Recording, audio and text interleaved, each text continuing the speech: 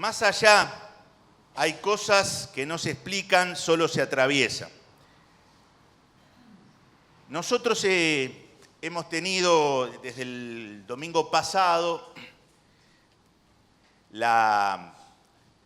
comienzo de un estudio sobre esto que tiene que ver con la búsqueda de nuestras vidas de razones para entender o interpretar por qué nos pasan cosas. Nosotros como seres humanos tenemos el chip de querer entender todo lo que pasa, querer explicar todo lo que nos dicen, nos hacen y sucede a nuestro alrededor. Así nacemos, así crecemos, con esa impronta, con esa situación. Pero hay cosas en la vida que no tienen explicación.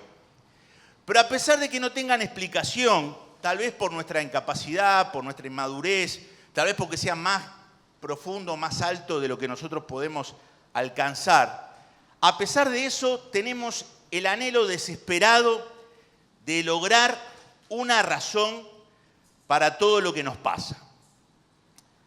Entonces, preguntamos, hurgamos y entramos en un agotamiento por no poder entender lo que nos sucede y por ser cuestionados por miedos, por ser cuestionados por situaciones ilógicas.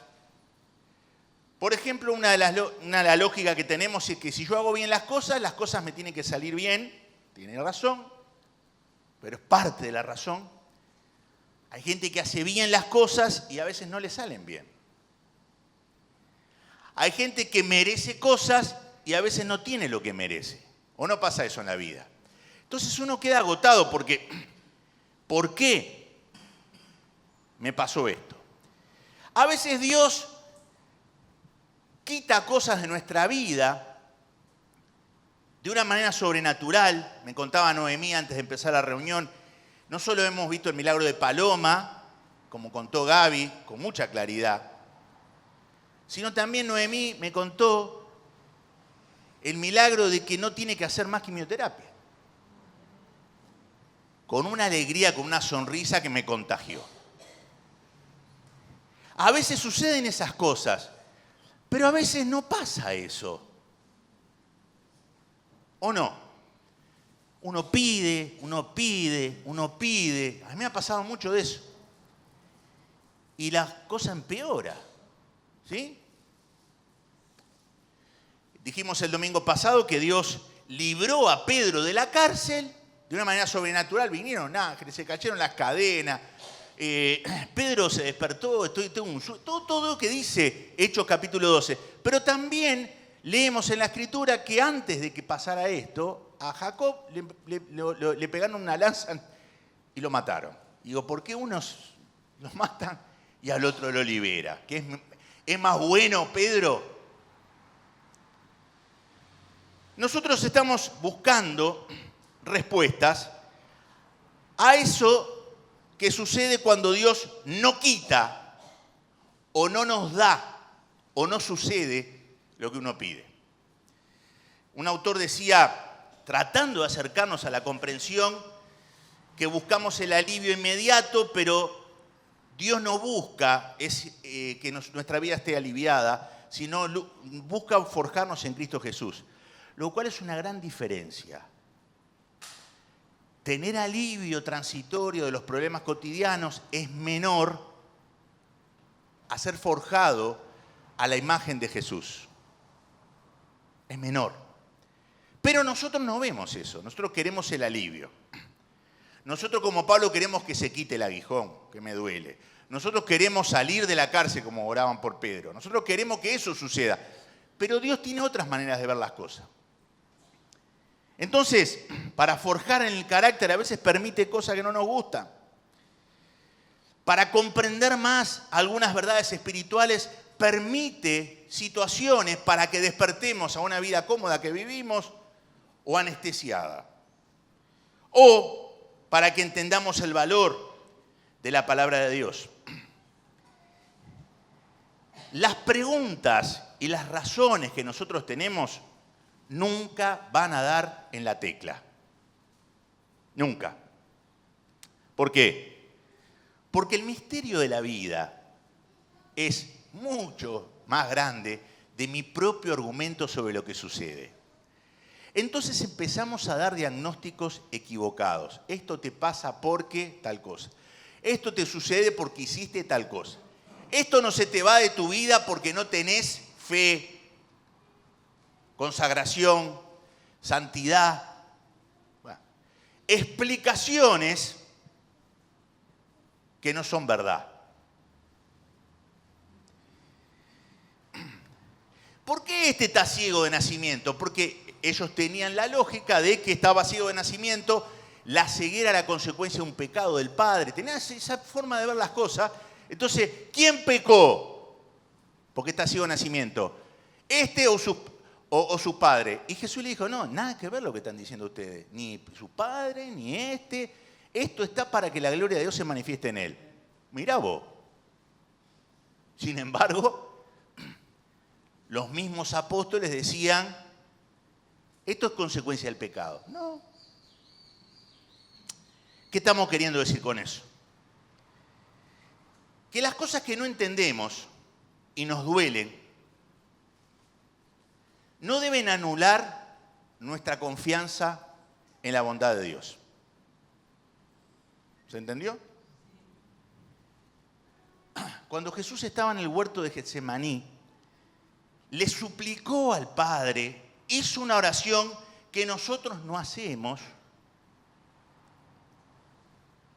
y nos dio esta oración como modelo para orar cuando las cosas nos duelen. A ver, si es posible, si hay un plan B, miren cómo decimos, pasa de mí esta copa. En otras palabras, Jesús había anunciado que iba a morir en la cruz, había anunciado que iba a la crucifixión. Pedro le dice, no digas esto. Y Jesús, yo tengo que decir esto. Dijo. También dijo que iba a resucitar. Y cuando llega el momento de orar en el huerto, faltando poco para ser llevado a la cruz, Jesús está haciendo algo que parece que no tiene sentido. Si vos estuviste diciendo que va a pasar esto, tu oración hubiera sido otra. La triunfalista de algunos creyentes de las iglesias. Confío que vos en este momento declaro. Y Jesús dijo, si es posible. Estoy citando, ¿no? Lo que dice el Evangelio. Ahora, el Padre lo escuchó. También escuchó que dijo, hágase tu voluntad. El Padre le respondió, ¿cómo? Mandó ángeles, pero no le dio la salida del plan B a lo que Jesús dijo, si es posible. Entonces, cuando Jesús sale 3 veces, oró esto, 3 veces, ya uno agarra y dice, con una ya está, ¿no? Y Jesús dijo, si en el árbol verde hacen esto, ¿qué sucederá en el seco? Le está diciendo a esas mujeres que lloran por Jesús cuando se acercan ahí mientras van el camino al Calvario, diciendo, por mi causa también ustedes van a pasar situaciones difíciles. Entonces, Dios es bueno cuando las consecuencias de nuestra vida no lo son. Dios es bueno cuando le digo, si es posible, pasa de mí esta copa, y Él no pasa de la copa. Quita de mí este aguijón, y Él no quita el aguijón. Dios es bueno. Y la Biblia dice que sí. Cuando hay situaciones inexplicables, cuando hay situaciones triunfalistas, Dios siempre es bueno. No es que es bueno cuando te da la salida, la sanidad, el progreso económico que estás orando, y después cuando no se te da eso, bueno, ahí te está castigando. La Biblia no dice eso. Todo castigo fue cargado en la cruz.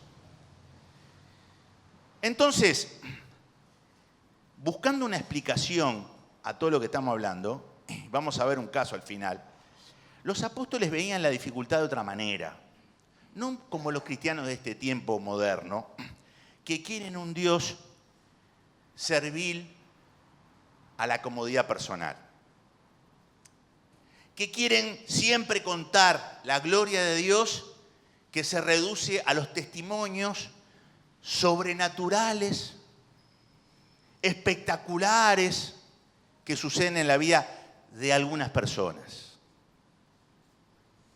A veces uno leyendo algunos carteles, sin criticar, pero sí tengo que hacer una observación, en algunos lugares, en algunos edificios llamados templos, recibe tu milagro hoy, decía un templo. Hoy, no mañana, ahora, ¿no? Digo, cuando yo pido, cuando yo digo, cuando yo... Los apóstoles decían, a nosotros se nos dio el privilegio de confiar en Cristo para salvación, pero también, y esto es lo que no se predica, también nos dio el privilegio de sufrir por Cristo, dice Pablo. Las dos cosas. Estamos en esta lucha juntos, ustedes y yo que estoy en la cárcel. Ustedes han visto mi lucha en el pasado y todavía saben que no ha terminado. Pedro, escribiendo a los cristianos que estaban sufriendo persecución en 1 de Pedro, les dice, Dios se interesa por nosotros. Ellos estaban sufriendo persecución. Y la Biblia dice que Él está presente y no somos víctimas de lo que nos pasa. Y San Pablo decía, porque las aflicciones del tiempo presente no son comparables con la gloria venidera. En otras palabras, esto que estoy pasando no tiene ningún significado, no me mueve la fe, porque la gloria que tengo en el futuro es mucho mayor. Pablo era con los pies sobre la tierra. No dramatizaba, no lloraba, no era un pedigüeño, oren por mí para que Dios me libere, para esto, que se abran las puertas de la cárcel, iglesia pida. No era así. Nosotros creemos en un Dios que abre la puerta de la cárcel, creemos en un Dios que no abre la puerta de la cárcel. ¿Quién soy yo para preguntarle por qué no o por qué sí? No sé. Él es Señor, tanto en una situación y tanto en otra. Miren, el poder de Dios no tiene nada que ver con las cosas favorables que suceden. A veces uno agarra y dice, acá obró el poder de Dios porque se sanó tal persona. El poder de Dios también está cuando hay cosas que no suceden como nosotros estamos pidiendo. ¿Están acá?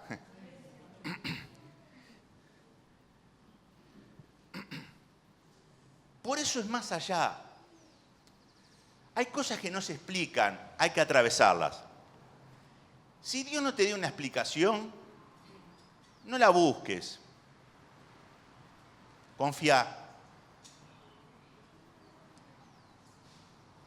Si hay un momento en tu vida que estás pasando por un valle de sombra, confía porque el pastor está contigo, dice David. Si hay un momento que vos estás atravesando un túnel y no ves la luz atrás del túnel, confía porque Él atraviesa todas las situaciones contigo, salgan de una manera o de otra.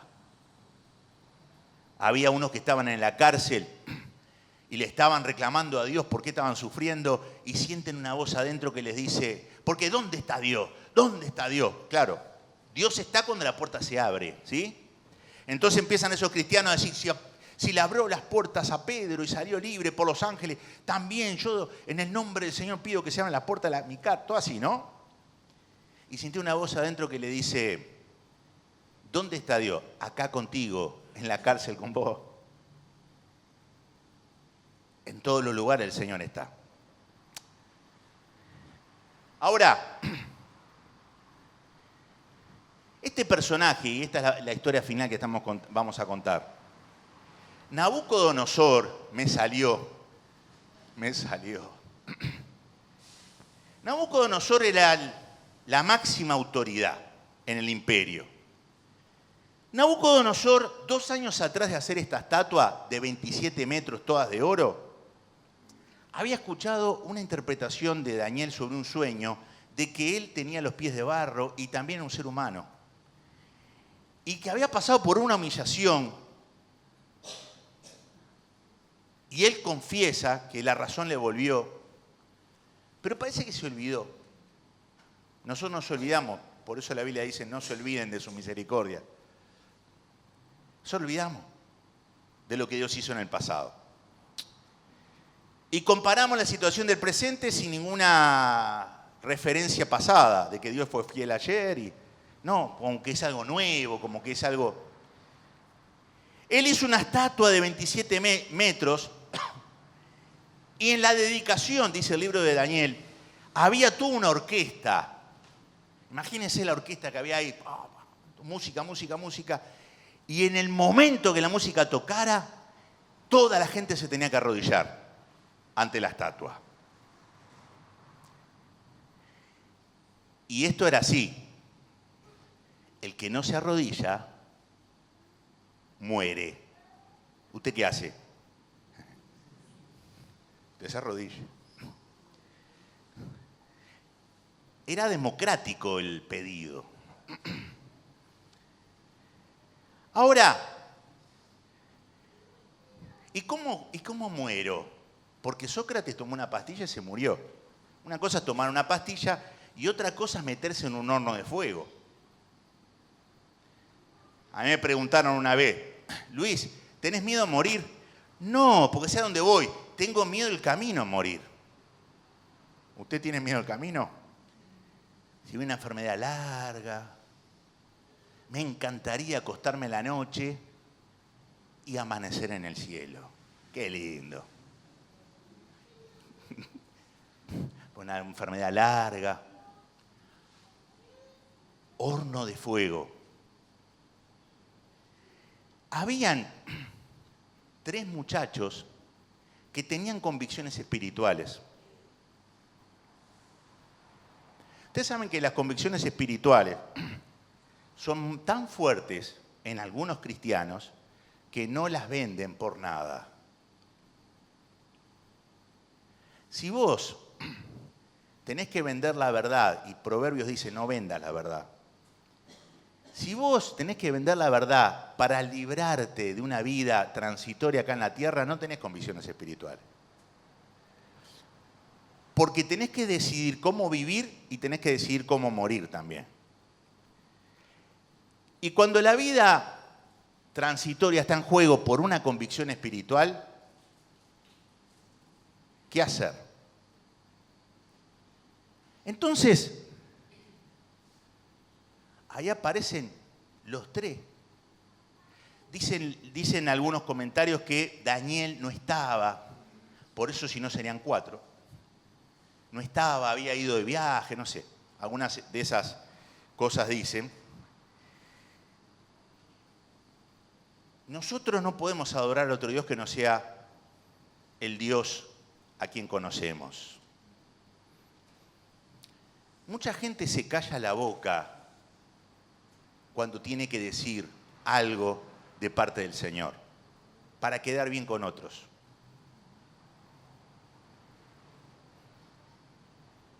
Esta semana pasé por una experiencia así. Todavía no terminó porque tienen que hablar con alguien, pero no se animan a hablar por miedo que se ofenda.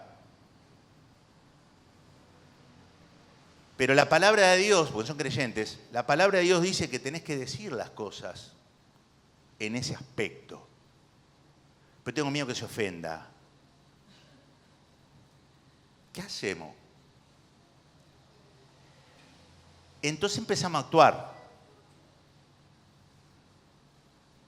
Empezamos a manejar la cosa para, como se dice, nuestro bienestar.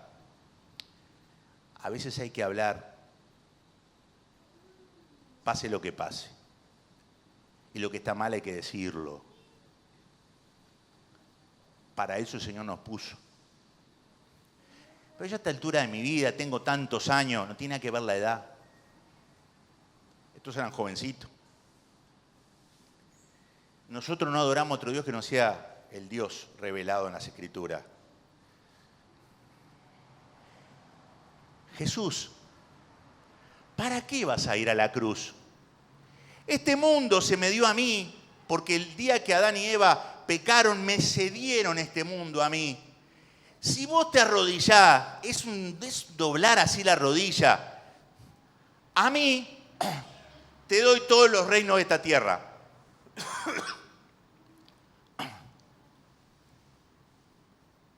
Y Jesús dice que al Señor tu Dios adorarás y al solo servirás. Prefiero el camino de la cruz. Prefiero la discusión en familia que me va a rechazar en algún momento y no va a creer quién soy. Prefiero que mis discípulos me dejen. Prefiero que me digan de todo. Prefiero que me acusen. Prefiero que sea el hazme reír de todo el pueblo. Prefiero que me empujen y me quieran tirar de un despeñadero del pueblo donde yo nací, ir al carpintero del pueblo, Nazaret. Prefiero el escarnio, la corona de espinas, la lanza en el costado, porque los caminos de Dios no se traicionan bajo ningún concepto.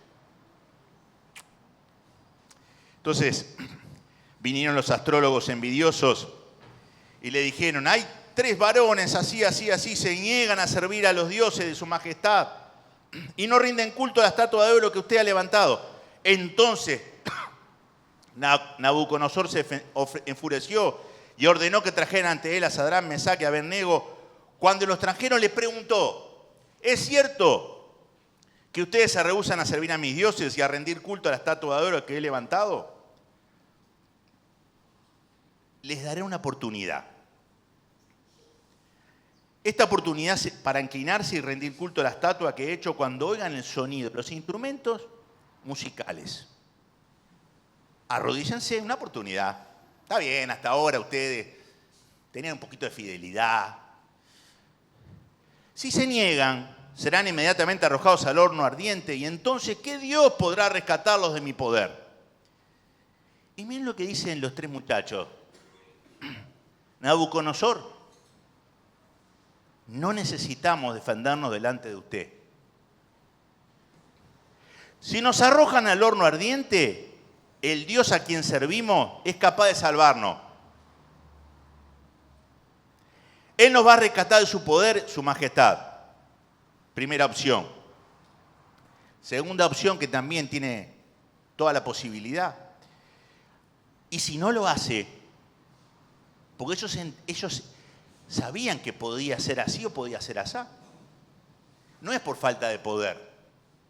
Pero si no lo hace,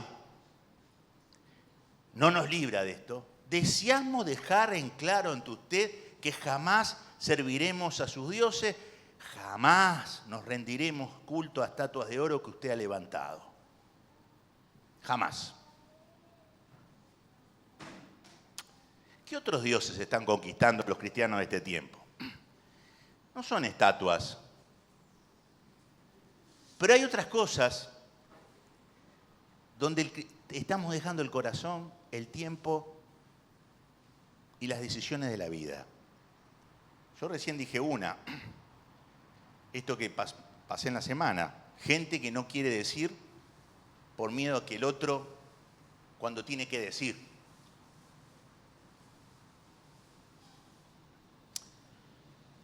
Entonces el rey dice que la semblante cambió y 7 veces más de lo normal calentó el horno de fuego. A la pregunta está, y no vamos a entrar ahí, ¿por qué Nabucodonosor quería esa adoración? Si tenía todo el imperio.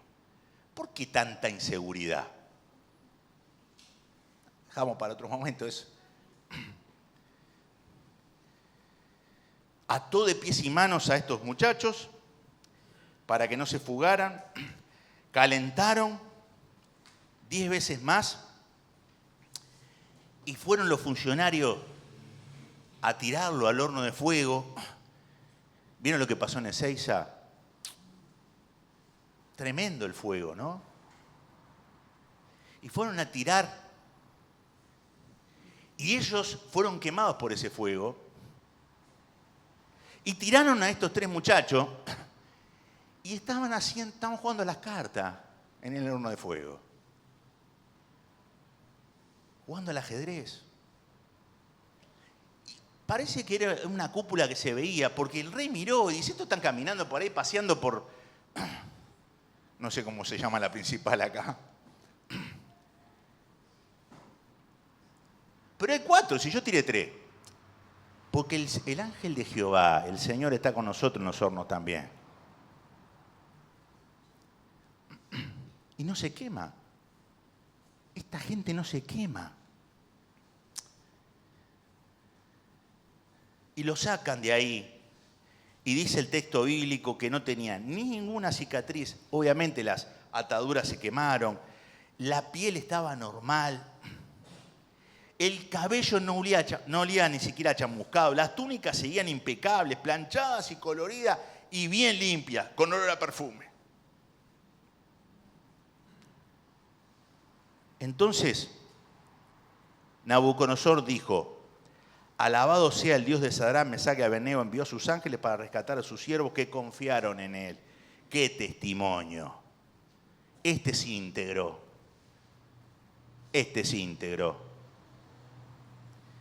Desafiaron el mandato del rey y estuvieron dispuestos a morir en lugar de servicio o rendir culto a otro Dios que no fuera su propio Dios. Y ahí decretó que el Dios de ellos era el Dios de todo el mundo. Estos son los principios finales de esto que vemos.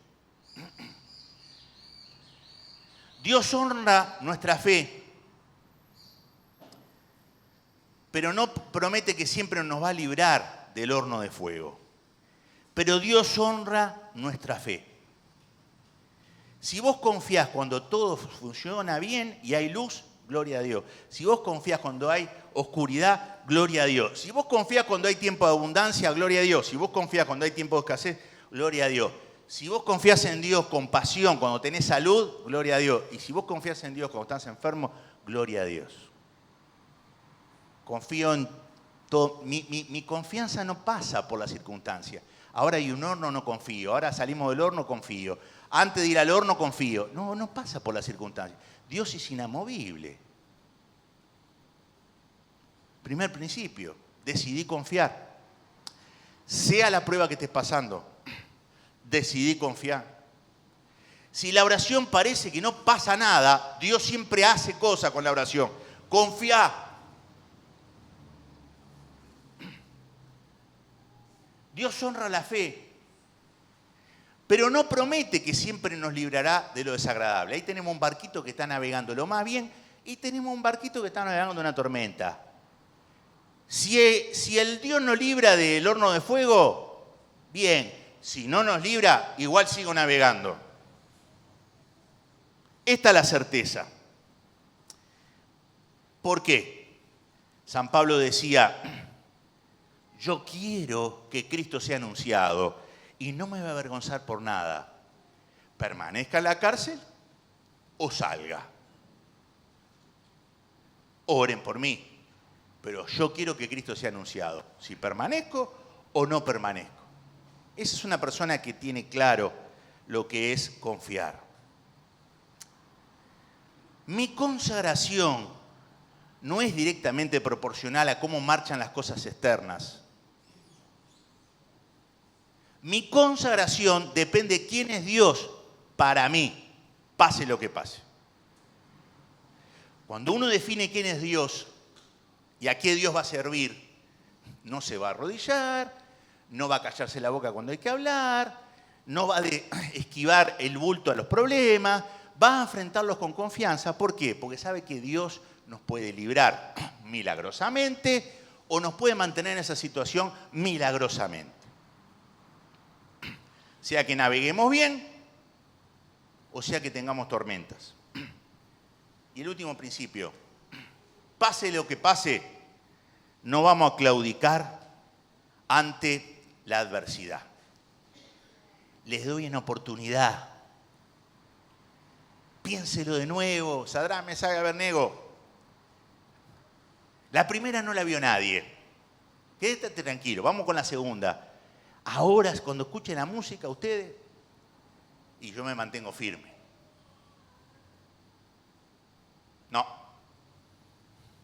pero te doy tal cosa. No.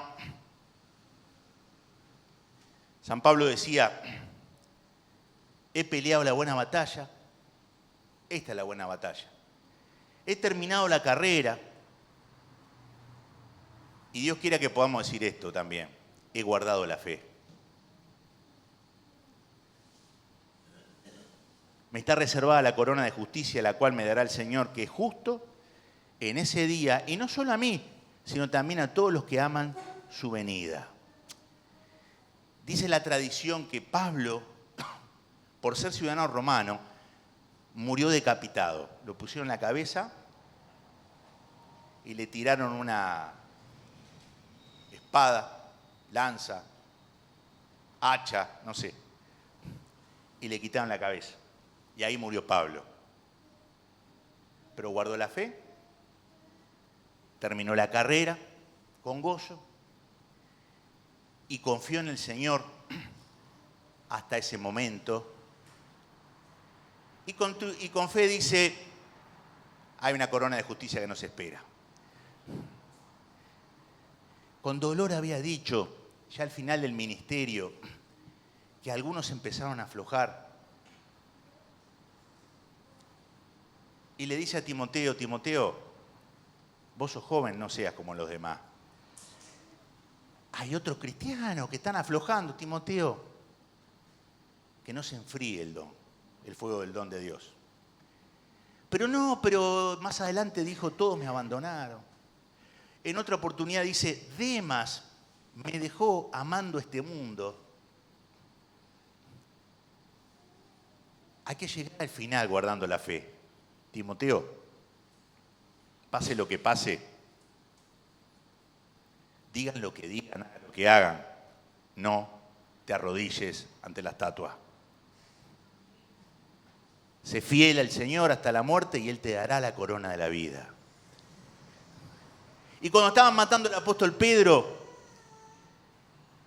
el apóstol Pedro dijo, yo no puedo morir como el Señor crucificado, que me crucifiquen boca abajo, porque no soy digno de morir como el Señor. Y Pedro murió así. El único que murió de viejo fue Juan. Y ahí vemos en el Apocalipsis. Y el discípulo de Juan, llamado Policarpo, le dijeron lo mismo. Y Policarpo no vendió su fe ante otras cosas. Todo el tiempo nosotros estamos expuestos en la vida. Y vos agarrás y decís, pará, Luis, si no, en nuestra vida nadie nos va a llevar preso por la causa de Cristo en Argentina. Sí, pero hay otras cosas que te quieren seducir para que te arrodilles. Cada uno que vea lo que está pensando en este momento. ¿Qué vas a hacer? Y a veces esos hilos están disfrazados con no tengo tiempo, no me animo, soy grande. Habla el ídolo ahí. ¿De quién es el tiempo? ¿De quién es la capacidad? ¿De quién es el desafío? Cristo. Sé fiel hasta la muerte y yo te daré la corona de la vida. ¿Quién dice amén?